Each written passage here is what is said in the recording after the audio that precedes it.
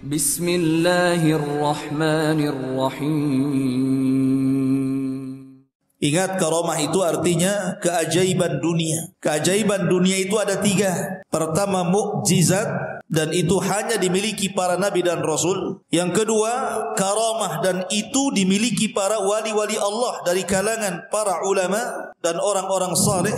Dan yang ketiga, sihir, dan inilah yang dimiliki oleh dukun-dukun, bomo dan yang sejenisnya. Lah Imam Nawawi mengakui banyaknya karamah yang ada pada Syekh Abdul Qadir Jailani. Bahkan ini pun dikatakan oleh Iz bin Abdissalam, innahu lam tatawa tara karamatu ahadin minal masyayikh illa Syekh Abdul Qadir Jailani fa inna karamatihi nukilat bitawatur. Tidak ada satupun berita yang masyhur dari para ulama dari karamah-karamah para masyayikh yang lebih masyhur, yang banyak diceritakan manusia melebihi karamahnya Syekh Abdul Qadir Jailani. Itu pengakuan ulama besar Al-Iz bin Abdissalam itu. Bahkan Imam Zahabi memuji luar biasa. Ingat, kalau sudah Imam Zahabi yang bicara, berarti orang ini bukan kaleng-kaleng. Orang ini orang betul. Ya. Kata Imam Zahabi rahimahullahu ta'ala ketika mensifati Syekh Abdul Qadir Jailani, dia mengatakan Asy-Syaikhul Imam Al-Alim Az-Zahid Al-Arif Al-Qudwatu Syekhul Islam Alamul Awliya Muhyiddin Abu Muhammad Abdul Qadir ibn Abi Saleh Abdullah Al-Jailani rahimahullah ta'ala. Kata Imam Zahabi, Abdul Qadir Jailani adalah seorang syekh, seorang imam, seorang alim, orangnya paling zuhud, paling cerdas, dan layak diikuti kehidupannya. Dan dia Syekhul Islam, dan dia memiliki alamat wali-wali Allah. Muhyiddin, penghidup agama. Kunyahnya Abu Muhammad Abdul Qadir Al-Jailani rahimahullahu ta'ala. Kemudian juga dikatakan oleh Al-Hafidh Ibnu Hajar Al-Asqalani, kana Syekh Abdul Qadir Jailani mutamassikan biqawanini syari'ati yad'u ilaiha ila akhir qawlihi Ibnu Hajar. Jadi Ibnu Hajar Al-Asqalani sampai mengatakan dia adalah Syekh Abdul Qadir Al-Jailani, orang yang paling berpegang dengan undang-undang syariat. Bahkan dikatakan oleh Al-Imam Ibnu Qudamah Al-Maqdisi, ma'ruf Ibnu Qudamah, dia mengatakan dakhalna bi Baghdad sanata 61 wa 500. Aku masuk ke Baghdad pada tahun 561 Hijriah. Fa idza Syekh Abdul Qadir Jailani biha intahat ilaiha biha ilman wa amalan wa halan wastiftaan. Ternyata semua ilmu orang-orang Baghdad, amalan orang-orang Baghdad, fatwa orang-orang Baghdad kembali kepada Syekh Abdul Qadir Jailani. Lihat, pujian yang luar biasa. Bahkan Ibnu Katsir juga memuji beliau dan mengatakan kana fihi tazahhada katsir. Beliau adalah orang yang memiliki sifat zuhud yang banyak. Dan banyak lagi tidak perlu saya bacakan pujian-pujiannya. Nanti habis waktunya hanya untuk memuji beliau saja.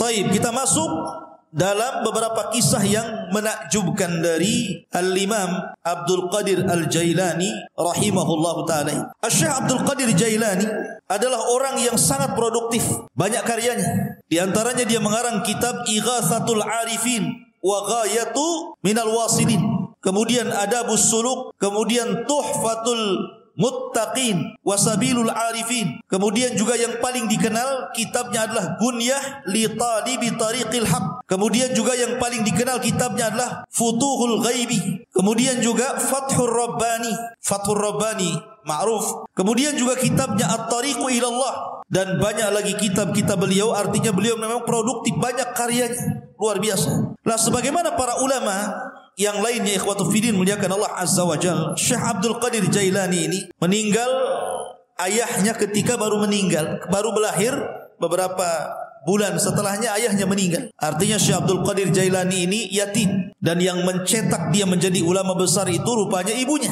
Sering saya ulang-ulang, banyak para ulama dunia yang mencetak ulama siapa? Ibu-ibunya. Imam Syafi'i dicetak ibunya, Imam Ahmad yang cetak ibunya.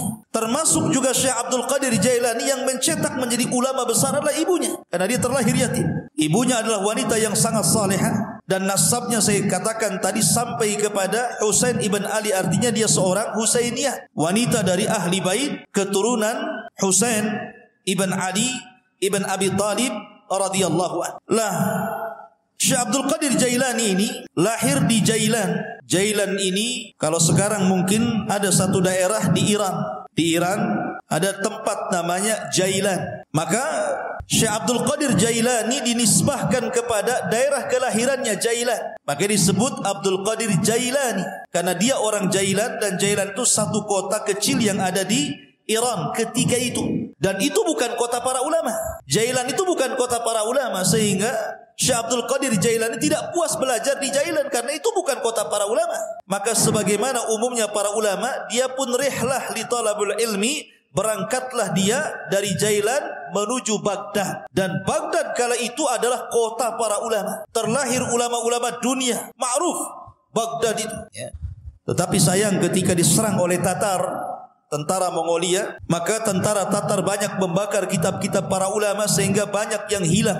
Sampai hari ini keganasan Mongolia ketika menyerang Tatar di zaman Syekhul Islam Ibnu Taimiyah rahimahullahu taala. Walaupun ketika Abdul Qadir Jailani hidup di zaman Khalifah Abbasiyah, dan ketika itu memang kondisinya sangat memprihatinkan karena banyak terjadi huru peperangan di mana orang-orang Antokiyah, orang-orang Salibi itu, orang-orang Nasrani menyerang kaum muslimin dan ribuan kaum muslimin banyak meninggal dunia. Memang banyak kekacauan di zaman itu. Tetapi walaupun demikian, Baghdad itu masih negara atau kota yang sangat dicintai para thalabatul ilmi karena masih banyak ulama yang hidup di situ. Salah satunya adalah tujuan safarnya Syekh Abdul Qadir Al-Jailani rahimahullahu taala ketika usianya 18 tahun, kemudian dia safar dari Jailan menuju Baghdad, dan dia belajar di rantau selama 33 tahun baru pulang. Anda bisa bayangkan, besar-besar di jalan tuh, tua-tua di jalan ya. 33 tahun. Coba bayangkan,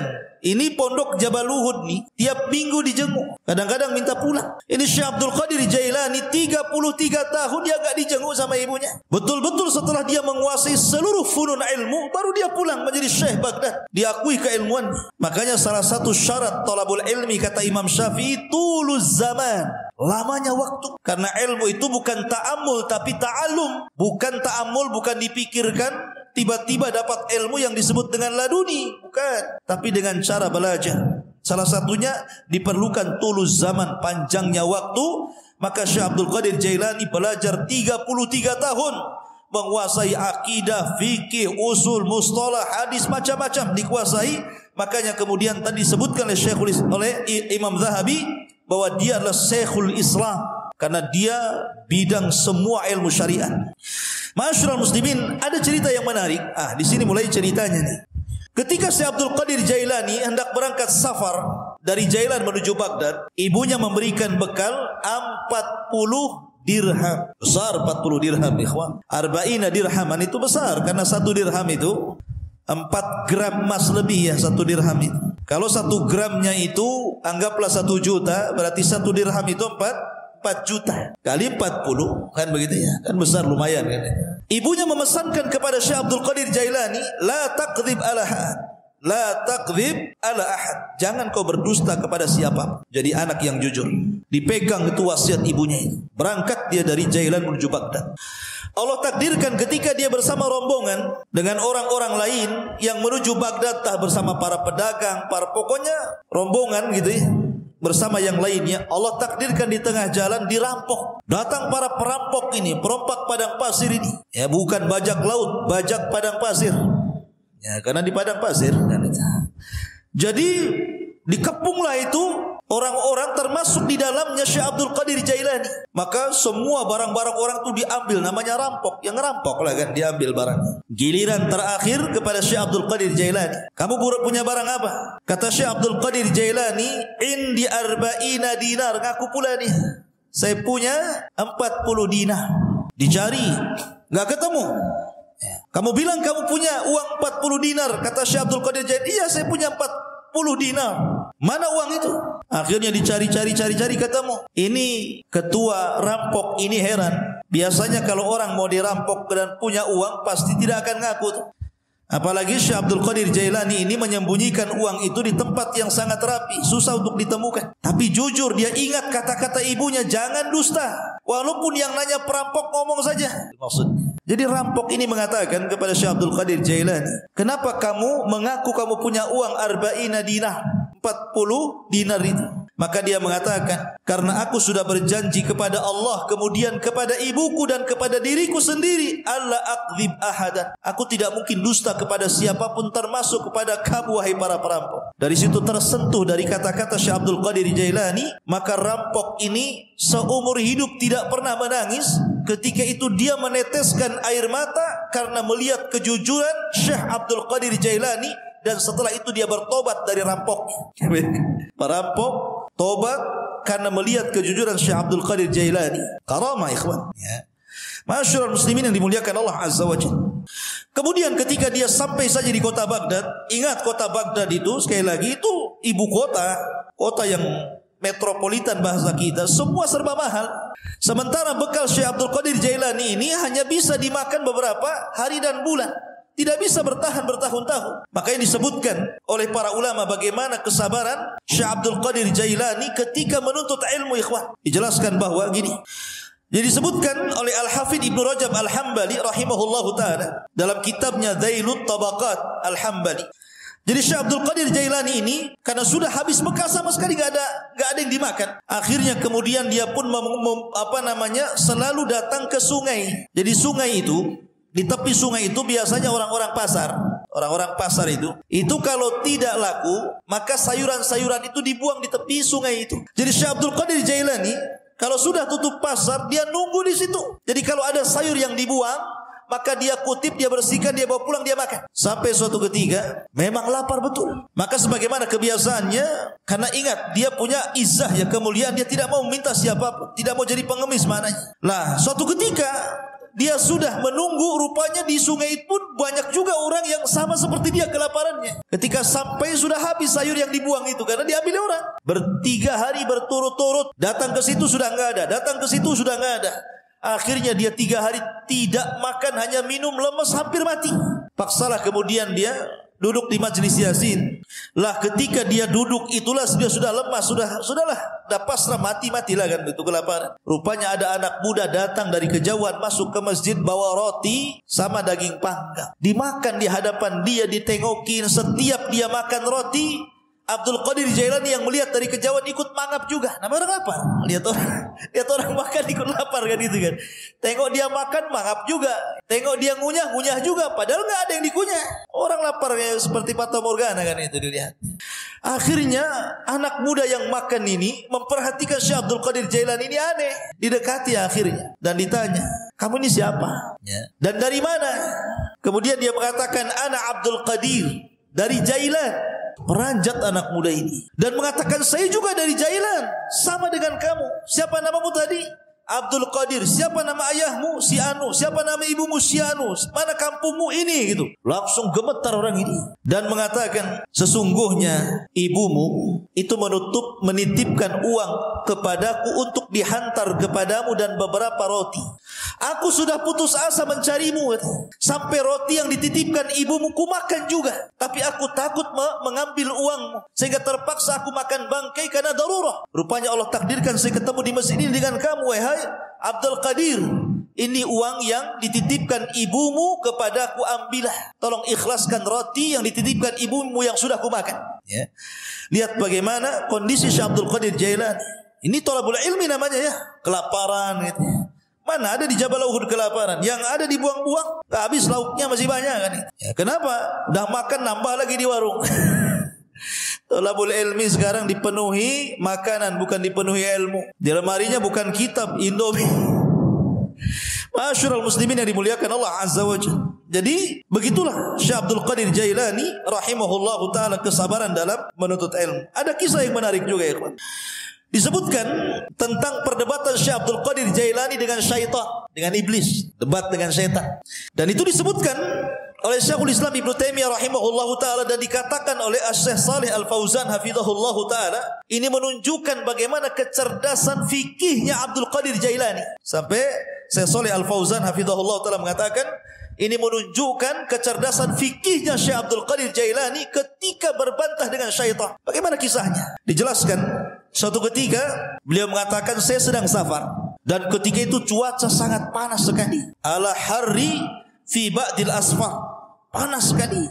Tiba-tiba ketika panas terik itu kan, karena matahari memancar luar biasa, tiba-tiba ada awan. Awan itu menaungi kepalaku, menghalangi antara terik matahari dengan kepalaku. Dari situlah tiba-tiba dari awan hitam yang menaungi diriku, kata Syekh Abdul Qadir Jailani, nada munadin, tiba-tiba ada yang menyeru dari langit sana, ada yang menyeru dan mengatakan, ya Abdul Qadir, ana rabbuk. Wahai Abdul Qadir Jailani, saya adalah Rabbmu. Maka Syekh Abdul Qadir Jailani rafa'a ra'sah, melihat ke langit dan mengatakan, antallah la ilaha illahu, apakah engkau adalah Allah yang tidak ada sembahan berhak disembah kecuali Dia? Maka kemudian suara itu ada lagi di langit dan mengatakan, ana rabbuk, saya Tuhanmu, ana rabbuk, saya Tuhanmu. Syekh Abdul Qadir Jailani mendengarkan sampai akhirnya, setelah dia mengatakan ana rabbuk, wa qad ahlaltu laka ma haramtu alaika ya Abdul Qadir.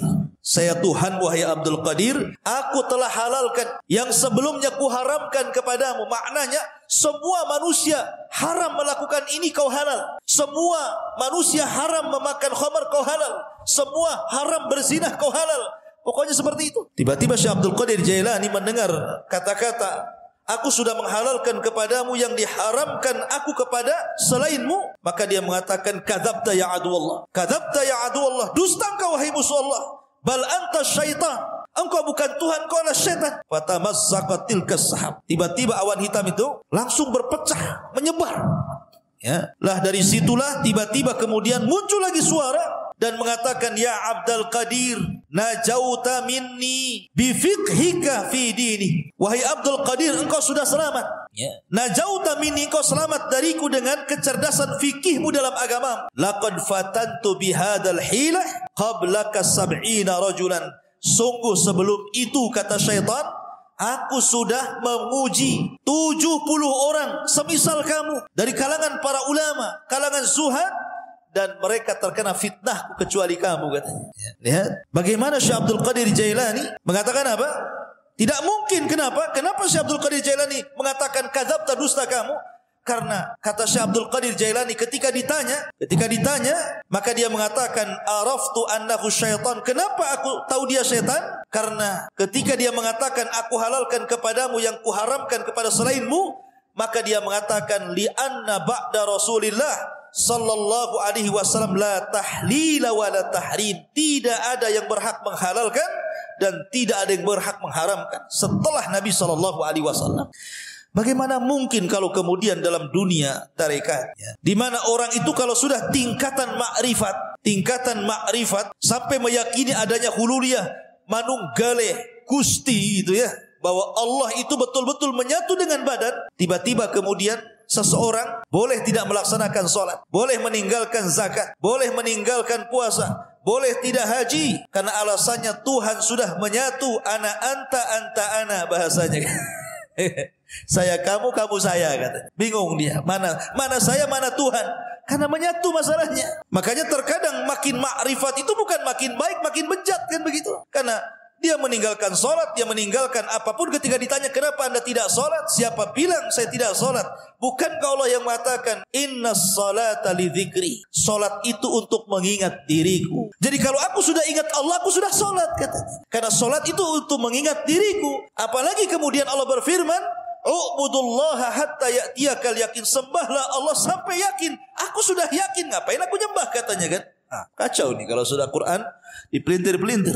Padahal yang dimaksud sembahlah Allah sampai yakin, maksudnya sampai ajal. Yakin di sini maknanya ajal, kata Imam Ibnu Katsir rahimahullahu taala dan ahli tafsir yang lain. Sembah Allah sampai mati, bukan sampai yakin. Artinya kalau sudah yakin tak perlu sembah, gitu ya. Itu kebelinger tuh. Masyaallah muslimin. Jadi Syekh Abdul Qadir Jailani mengatakan apa? Dia mengatakan bahwa setelah Rasul tidak ada yang menghalalkan, tidak ada yang mengharamkan. Makanya dia mengatakan kepada syaitan, kadzabta, dusta kamu. Enggak mungkin halal bagiku, haram bagi orang lain, atau sebaliknya, kan itu. Masyaallah muslimin yang dimuliakan Allah azza wajalla. Dari sinilah maka Syekhul Islam Ibnu Taimiyah rahimahullahu taala, beliau memuji dua perkara dari sosok Syekh Abdul Qadir Jailani. Pertama, ketika Abdul Qadir Jailani membahas tentang takdir dan membantah penyimpangan dalam qadariyah. Yang kedua, bagaimana ketika Abdul Qadir Jailani mendebat syaitan. Dari sini salah kata Imam Ibn Taimiyah, aku sangat mengagumi Syekh Abdul Qadir Jailani sebagaimana disebutkan Imam Abdul Qayyim dalam kitabnya Madarijus Salikin fi iyyaka na'budu wa iyyaka nasta'in.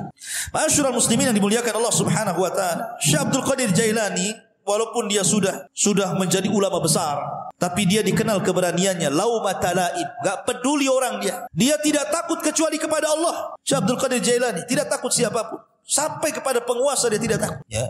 Dan dia suatu ketika salah satu Khalifah Abbasiyah itu bernadar, nadarnya seperti ini. Saya akan beribadah kepada Allah di waktu di mana manusia tidak ada yang beribadah. Gimana caranya coba?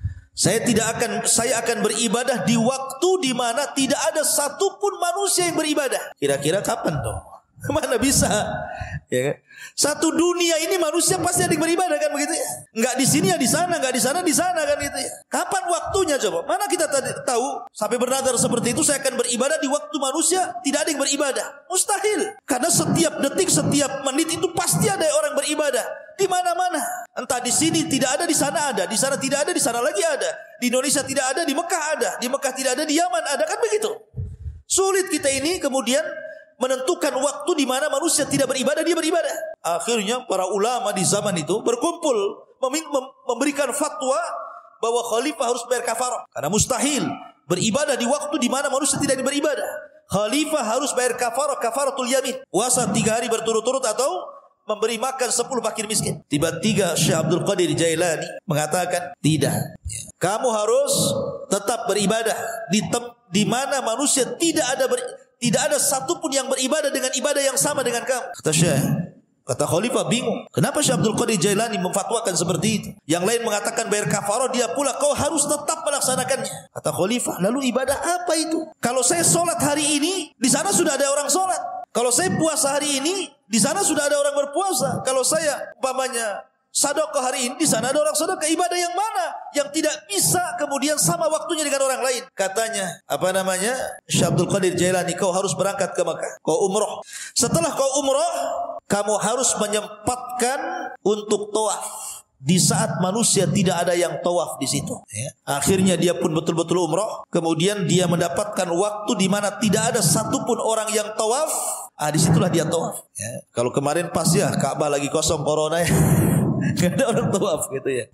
Tapi yang jelas bahwa dari peristiwa ini terkenalah nama Syekh Abdul Qadir Jailani. Dari kasus ini terkenal nama Syekh Abdul Qadir Al-Jailani rahimahullahu ta'ala. Ma'asyiral muslimin yang dimuliakan Allah Subhanahu wa ta'ala. Syekh Abdul Qadir Jailani banyak perkataan emas beliau yang kita bisa petik dari untayan-untayan kata-kata mutiara beliau. Di antaranya beliau mengatakan, tir ilal haqqi bijanahai alkitab was sunnah. Terbanglah kau kejar kebenaran dengan 2 sayap Al-Quran dan Sunnah. Kemudian juga beliau mengatakan, akhrijud dunya min qulubikum ila aidikum fa innaha la tadurrukum. Keluarkan dunia dari hati-hati kalian, letakkan di tangan-tangan kalian, karena kalau itu yang kalian lakukan maka dunia tidak membahayakan diri kalian. Itulah zuhud namanya, meletakkan dunia di tangan dan mengeluarkan dari hati. Sebab kalau dunia lenyap, hati tidak terganggu karena dia serahkan kepada Allah Azza wa Jalla. Itulah hakikat zuhud. Walaupun dia kaya, selama kekayaan berada di tangan, hatinya diserahkan kepada Allah. Walaupun harta harus hilang, maka hati tidak mungkin terpikirkan dengan hilangnya harta. Kemudian beliau mengatakan, la tadlimu ahadan walau bisu'i dhannikum fa inna rabbakum la yujawizu dzulma zalimin. Jangan kalian menzalimi siapapun walaupun dengan suudzon, karena Rabb kalian tidak mungkin melewatkan kezaliman orang yang zalim. Orang zalim itu terbatas, ya. Tidak mungkin kalau dia menzalimi kemudian betul-betul kita ini mendapatkan kecelakaan sesuai kehendaknya. Tidak. Karena kezaliman yang dia lakukan pun sudah dicatat di Lauhil Mahfuz. Bahkan dalam khutbahnya beliau mengatakan, ayyuhan nas, wahai manusia, ya ibna Adam, wahai anak Adam, ish ma syi'ta fid dunya fa innal mauta sayati. Hiduplah kamu di dunia sesukamu karena kematian akan mendatangi kamu. Wa ahbib dunya mastata fa innaka satufariqaha. Cintai dunia sekehendakmu karena dunia pasti akan meninggalkan kamu. Wa'mal mastata'ta fa innallaha bi amalika sayuzik. Beramalah semampu kamu karena sungguhnya Allah dengan amalanmu akan membalas seluruh amalan dan Banyak kisah-kisah yang menarik, tetapi kalau kita melihat Syekh Abdul Qadir Jailani ini, ikhwan, dia seorang ulama Hambali. Ingat, seorang ulama Hambali. Memang dia itu punya kelebihan kalau dia berceramah, memang dia seorang orator. Orang itu mudah menangis apabila mendengar kata-kata Syekh Abdul Qadir Jailani. Makanya kalau dia membuka majlis ilmu, majlis taklim itu, yang datang ngaji setiap kali menyampaikan kajian 70,000 rajulin, 70,000 talabatul ilmi. 70,000 para talabatul ilmi itu numplek di masjidnya itu. Bayangkan sekali kajian tuh. Kalau di musim corona ya nggak ada yang ngaji, ya kan? Walaupun tidak di musim corona, siapa kecuali tabligh akbar lah ya. Bukan kajian rutin. Kalau kajian rutin berapa orang aja kan itu. Ini setiap ngaji 70,000 numplak di situ, coba bayangkan. Kan ulama luar biasa. Ya, makanya kemudian terlahir para ulama dari Syekh Abdul Qadir Jailani, dan banyak para ulama sezaman dia mengambil akhlaknya, mengambil petuahnya, dan dia pun melahirkan ulama-ulama dunia setelahnya. Tetapi para pengikut setelahnya sampai hari ini banyak yang gulu ekstrim, melampaui batas, bahkan memuji Syekh Abdul Qadir Jailani melebihi kapasitas dia sebagai manusia. Bahkan ada yang sampai menuhankan, naudzubillah, ya, sampai menuhankan Syekh Abdul Qadir Jailani. Dia manusia, dia ulama, sama dengan ulama-ulama yang lainnya, karyanya banyak. Terkadang orang-orang yang mengkultuskan Syekh Abdul Qadir Jailani, dia sendiri tidak paham siapa Abdul Qadir Jailani, bagaimana karya-karyanya, bagaimana pengetahuannya, bagaimana pendapat-pendapat dia seputar solat, seputar zakat, seputar puasa, muamalah. Kadang nggak paham, ya. Dia hanya terbawa cerita orang, terkadang cerita khurafat-khurafat yang ditimbulkan, yang tidak ada sanad kepada beliau, akhirnya mengkultuskan dan sampai menuhankan, naudzubillah. Ingat bahwa manusia tetaplah manusia. Kita hargai dia seorang ulama besar, ulama hadis, ulama tafsir, ulama fikih, sama dengan ulama-ulama yang lain, ya. Dan kita mendoakan rahimahullah, semoga Allah merahmati Syekh Abdul Qadir Al-Jailani. Apalagi nasab beliau memang dua-duanya keturunan Hasan dan Husain, dari jalur bapaknya Hasan dan dari jalur ibunya adalah Husain. Dan kita tidak menafikan banyaknya karamah dari Syekh Abdul Qadir Jailani. Dan sekali lagi bahwa beliau sangat terpengaruh dengan pemahaman Al-Imam Abu Hamid Al-Ghazali ini. Kisahnya juga sangat menarik. InsyaAllah nanti kita akan kisahkan beliau. Dan beliau adalah salah satu guru juga dari Syekh Abdul Qadir Al-Jailani rahimahullahu ta'ala. Subhanakallah bihamdika asyhadu an la ilaha illa anta astaghfiruka wa atubu ilaik. Allahu ta'ala. Assalamualaikum warahmatullahi wabarakatuh.